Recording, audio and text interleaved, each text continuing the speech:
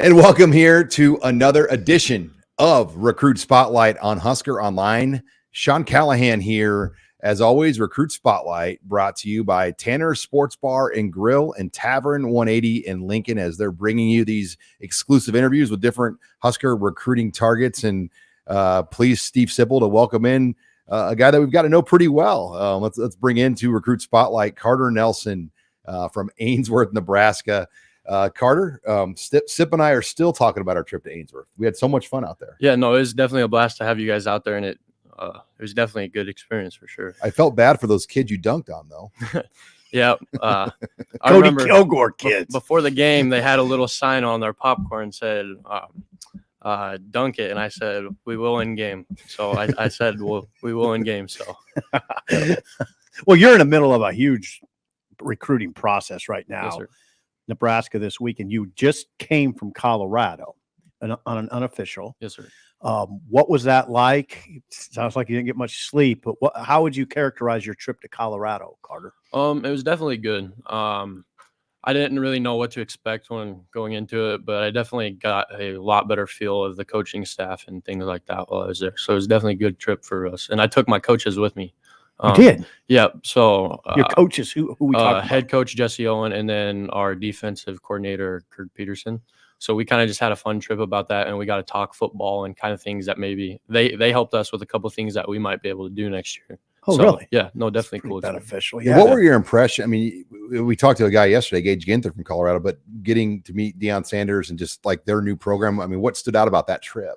What stood out is they try to use his name as a brand now, and I'm not sure how I feel about that, but I mean they're gonna go about it the way they want to. So, but no, and then also meeting him also kind of clears up some things on the like you see stuff on social media, but you don't see all of it, if that makes sense. You only see the highlights, but Yeah, meeting him, you kind of see the game film now. You kind of get to see the day-to-day. Yeah, no, people think that he's always like trying to be flashy and stuff like this, but no, he's really down to earth. And so you had a talk with him? Yep. Yeah, no, we sat down, my coaches and I, and then we had a talk with him for a while. And no, he definitely said that like he respects a lot of things about the small town life. So Okay, now are they recruiting you as a tight end? yes, sir.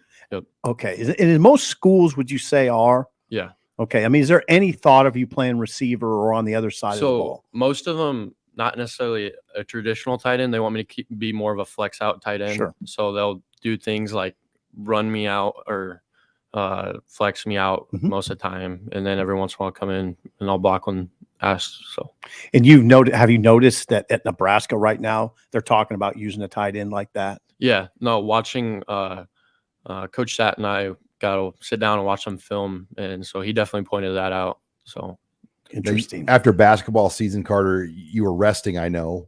What's your kind of timeline as far as just that foot and getting yourself ready? Obviously, you've got some big goals with track down the road.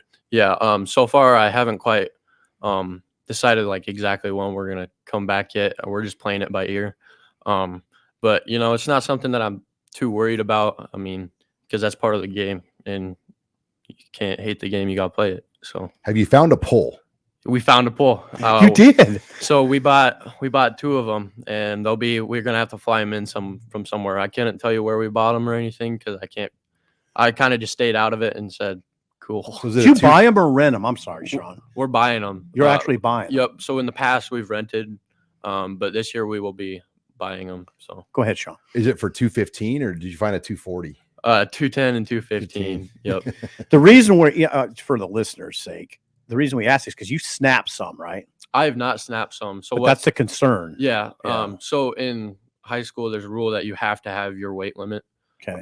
So for practice, what I do is I'll take a 175 pull and I'll just 4-step it. That's what we do to work on practice. Okay.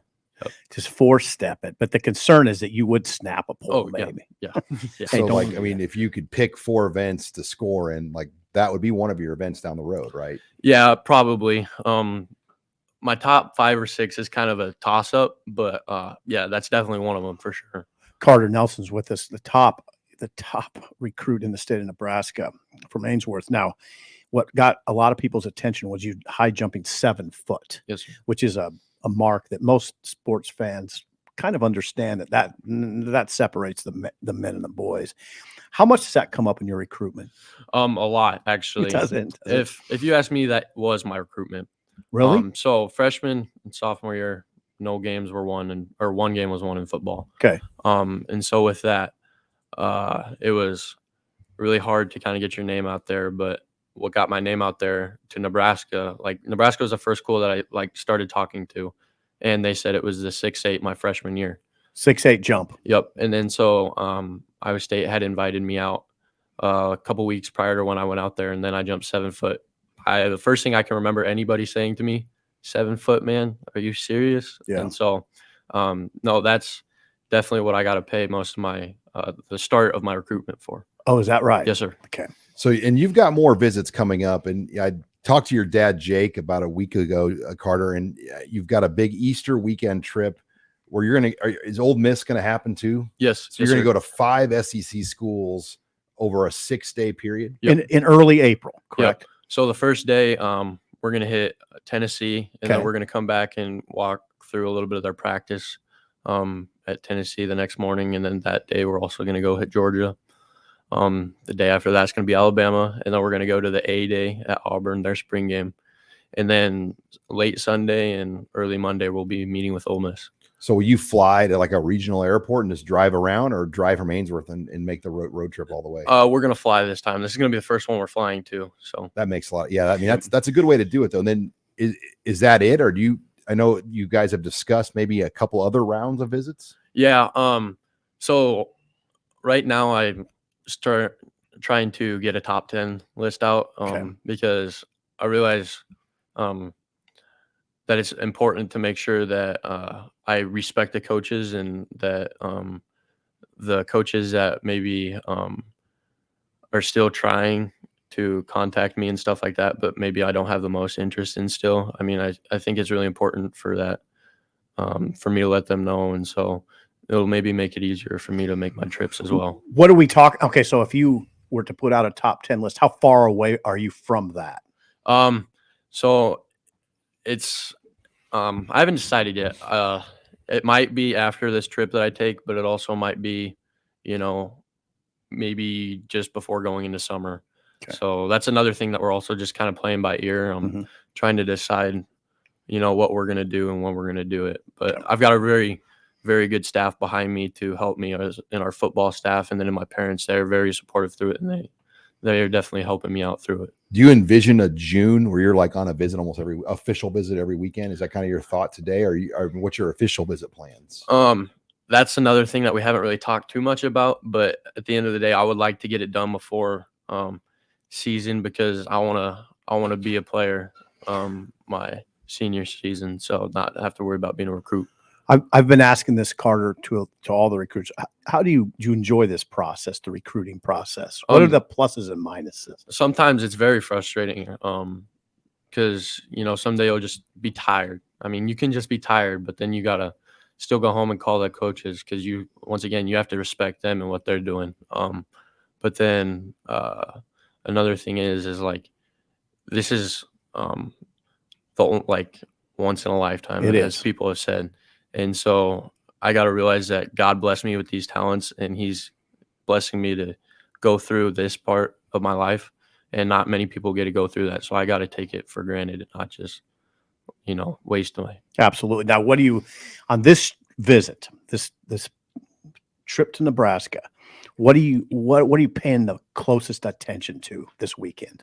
Just kind of how coaches are still interacting with each other, and then how they are handling different situations that may come up.